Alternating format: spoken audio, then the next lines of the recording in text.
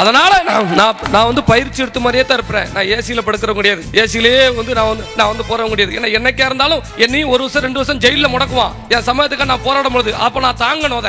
அதுக்கு தயாரா தான் நான் வந்திருக்கேன். எசகி ராஜா மட்டும் இந்த கட்சியில எசகி ராஜா கிடையாது. இங்க உள்ள எத்தனை போராளிகள் உருவாயிருக்க பத்தில என்னைய முடக்கிடலாம், என்னைய ஜெயில வச்சிருக்கலாம். ஒரு பிசுறு கூட இந்த பணி குறையாது. அதுக்கு தான் இவ்வளவு பெரிய போராளிகள் ஒரு கூட்டத்தை உருவாக்கி இருக்கேன். பிஎம்டி எடுத்தா மட்டும்தான் இத்தனை போராளிகள் தெரிவாங்க.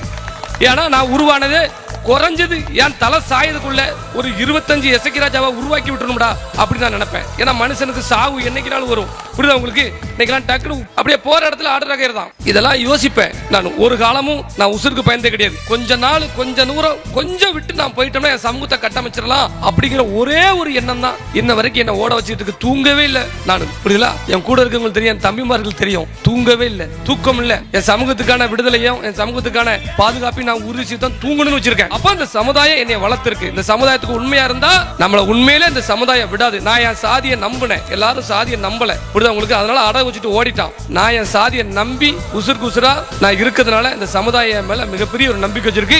உங்களுடைய நம்பிக்கை என்னைக்கு வீண் போகாது. மிகப்பெரிய கட்டமைப்பை ஏற்படுத்துவோம். என் தலை சாயும் பொழுது கிட்டத்தட்ட 40-50 எம்எல்ஏ இந்த பிஎம்டி காண்டி தென் தமிழகத்துல தேவமாரி இருப்பாங்க. உங்களை காப்பாத்துவாங்க, உங்களுடைய வருங்கால பிள்ளைகளை காப்பாத்துவாங்க. முதல்வர்கள் உறங்குதல் முறையா, சிங்கத்தின் மீசையில் சில